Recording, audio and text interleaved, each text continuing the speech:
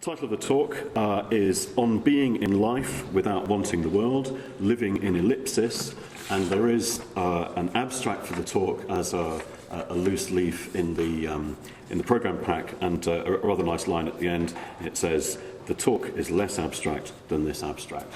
So, wonderful to have you, Pierre. Over to you.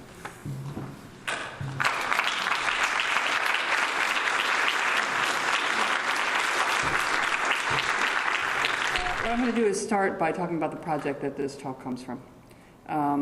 And because I think context matters a lot, and also it will repeat many of the things Richard said just now, but with a little detail about this particular paper. A lot of what I'm trying to do right now is to describe affective states that have not yet been described. So I'm not working on shame, right, for example, although shame is everywhere. So there's a lot of definitional language in the first 10 pages of this paper, but what I think of it's going to sound like truth statements, but I mean them as propositions, which is how I think theory should always be read anyway. So this goes to the question of experimentality. So I'm going to be making lots of propositions about a way to think about an object, and then going to play out what I learned from those propositions. Okay, so this talk is an experimental development within my forthcoming book, whose title is On the Inconvenience of Other People, Essays in Ambivalence. I know. So as people say, I should call it On the Inconvenience of Other People, but not you, or something, but, but I don't think I will. All right. So it has 4 aims. The first aim is to provide a better concept of what we call structure.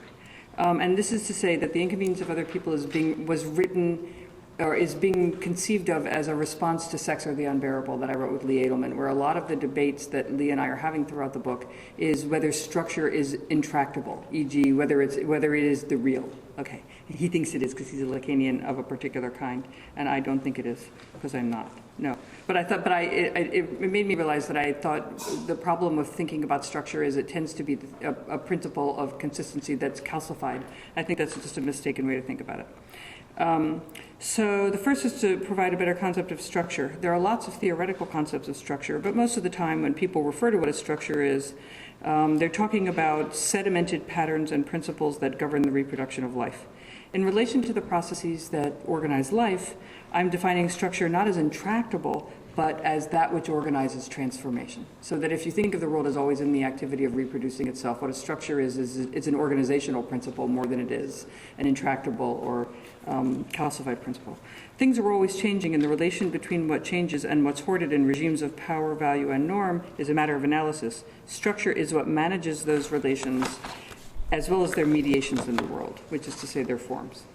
My second aim is to think about transitional times in relation to the ongoing forces of change and adjustment that organize the contemporary plane of consistency. All times are transitional, but at some crisis times, politics is defined by a collectively held sense that a glitch has appeared in the reproduction of life. A glitch is a hiccup within a transmission, an interrupted transition. State-contrived austerity politics is a politics of the glitch, as are the political practices of the anti-austerity movements, for each recognizes the present as demanding reorganized practices of resource distribution and social relation. In other words, a glitch is not a space where nothing happens, but rather a scene of activity in which we try out tentative forms in order to work out collective aims. For crisis times are not without structure. That is a mistaken notion of structure, confusing a rise in the intensities and awareness of the multiplicity of forces bearing down on the present as a failure of principles of consistency. That sense of lack is an expression of loss in a force or norm of habit in organizing the default sense of what it means to have a life. Collective crisis newly links disparately located and unequal existences and reveals complex, ongoing, and unstable relations among different organizing life-world structures. Under these conditions, politics, or collective struggle, seeks to determine the terms of transition for general social existence. So my claim here is that politically, in a crisis, it is not only a matter of assessing the forms of contingency and imagining an endgame, but offering a structure for transition itself on the way of rebooting life in common. And this has become a big commitment for me in my work, is to try to think what would be the transformational structure within a concept, rather than just thinking, what do I want at the end of it?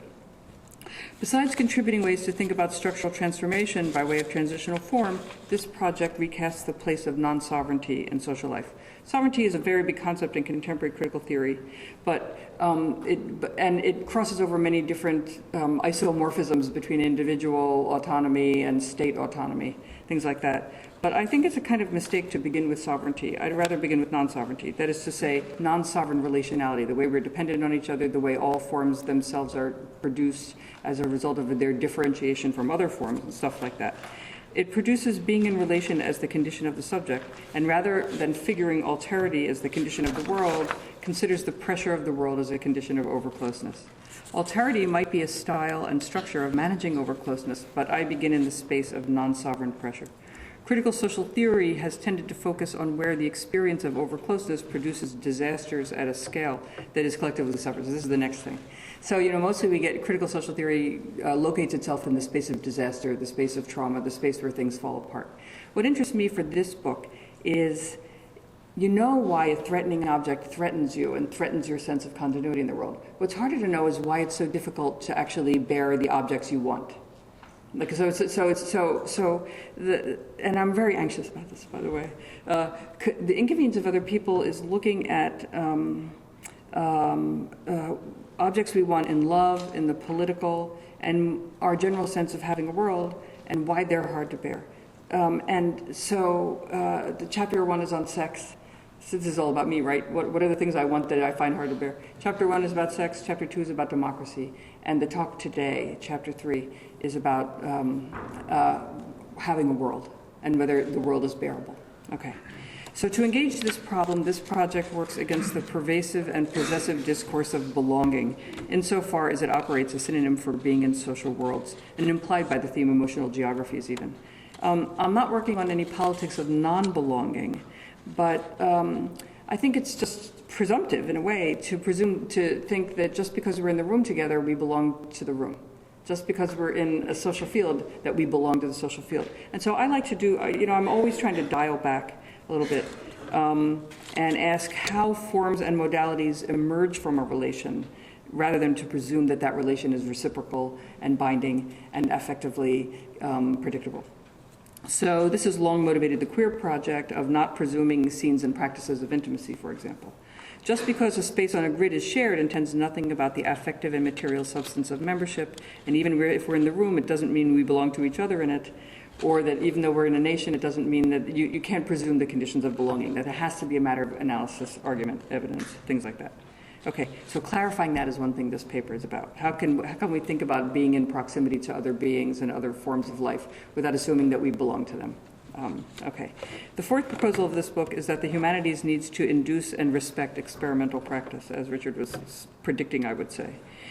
Each of the essays on sex, democracy, and life itself is a heuristic or thought experiment for shifting styles of ambivalence within attachments to the ongoing world, better to induce forms of life from within the non-sovereign relation, the intimacy that might not feel intimate yet is. And that's what ellipsis stands for in this paper. Okay, so that's the preface.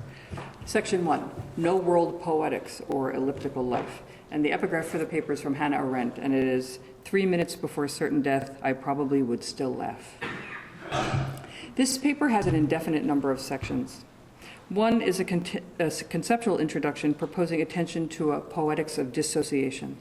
In contemporary poetry theory associated with Tony Hoagland and Stephen Burt, such a poetics is located in a lyric poetry whose style is distinguished by the accretion of spirited random observations, exemplified in lists, episodes, and an observational tone associated with stand-up comedy and the personal essay, as it is with traditional lyric.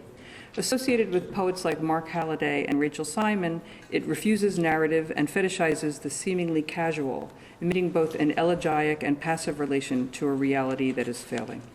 Hoagland and Burt claim, therefore, that a dissociative poetic is realism for a world in crisis.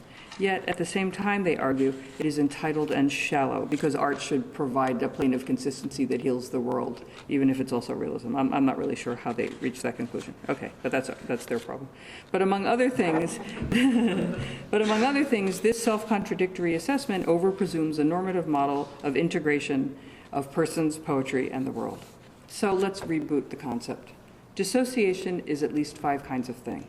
1, an ordinary mode of affective delay in the wake of anything's impact. So the idea that you don't really know the event until the event has its intensity has fallen enough for you to think that something happened. 2, a state like disbelief that registers a gap between being affected and whatever comes next, a gap that is not fundamentally, necessarily, or usually pathological.